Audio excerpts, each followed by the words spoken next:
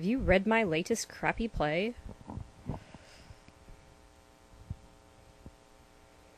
Yay, Dr. Mercury! Oh man, he's like the one character that I absolutely cannot even hope to do his accent. It's like Dr. Nick from The Simpsons. This is my favorite room here. I love learning about dinosaurs. Well, Jennifer, I don't think they're dinosaur eggs. But right now we need to discover what kind of eggs we found in that smuggler's cave. Inspector Blodgett sent us a sample of the eggshell found in the cave. Right now, it's in the Natural History Museum laboratory. I'm trying. It's given me a chance to experiment with my new invention, the ultra-micro oviparizer. At the moment, I have it analyzing a sample from the surface of the shell to determine its species of origin. The results should be available in a fortnight. A fortnight? How long is that? Ahem. 2 weeks. So I just had a quick look in my big book of birds' eggs in the meantime. The eggs are from Falco peregrinus, a peregrine falcon, no question. We've got a falcon exhibit up in the next room. Have a look if you'd like. I don't know. I don't know what country Dr. Mercury is supposed to be from. Oh, we don't care about dinosaurs. Dinosaurs have nothing to do with our case. Why is that there?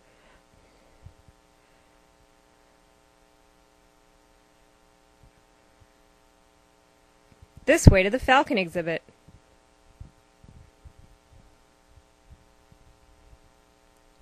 Wow, look at the size of that whale. Now where's that falcon exhibit at?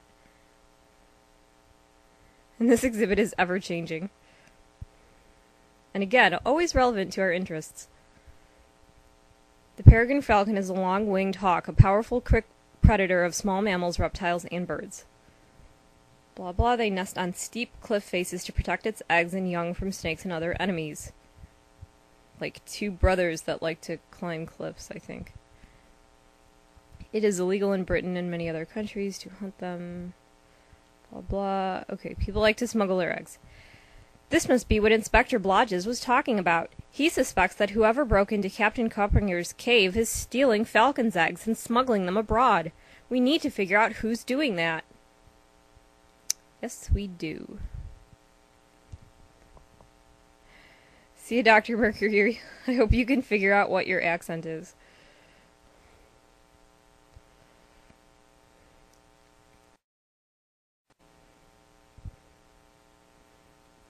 I love the train. Aunt Miranda's gone back to the office to work on her story. Or has she? But she said it'd be alright if we took the train to Torbay. She just doesn't want you showing up at home. She's like, oh sweet, Basil's out. Kids are gone. Though, who knows where Jake is. Probably harassing Robin down at the Cuddy Sark with Percy.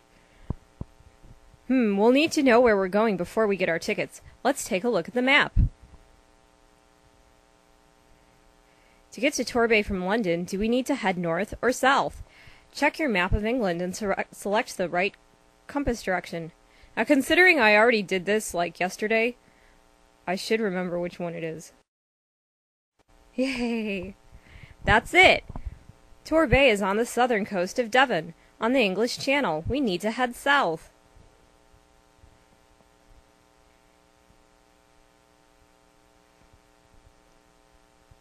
Torbay is kind of pretty. The people who live here should be able to tell us more about Captain Coppinger's cave, and the peregrine falcons. What you doing, shady old lady? Yes, dears, the town's all abuzz with Jim Coppinger's story. He told it to me himself as I came up from the shore. I've been out collecting these lovely shells. Aren't they dear? This one's a lady's slipper. And senile old bat. I can't say I credit Jim's story much. Ghosts and haunts in the old caves, really. I spend hours each day on the beach collecting special shells and keeping an eye out for birds to mark off in my bird-watching book. I've never once seen a ghost or spectre of any kind. Man, I wish I could spend hours each day down at the beach collecting special shells and marking things off in my bird book. Mrs. Feckham, have you ever seen any peregrine falcons near the shore? I have been lucky enough to spot a few, actually. They're quite rare, you know. I saw a pair just a few weeks ago near the cliffs. I wouldn't be surprised if they had a nest along the cliff face somewhere. Lovely things, those falcons. Mrs. Feckham's Wellington boots are caked with red clay and sand. You did it! Arrest her! Come on, bitch, you're coming with me. Don't forget I don't think I've forgotten about that fox costume incident. The Smuggler's Inn. Good thinking, Joe. It's still early, so we can go in. At night, no kids are allowed. Damn. See, if Carson were here, he'd be like, duly noted. I bet the owner here will be able to tell us about the smuggling in these parts.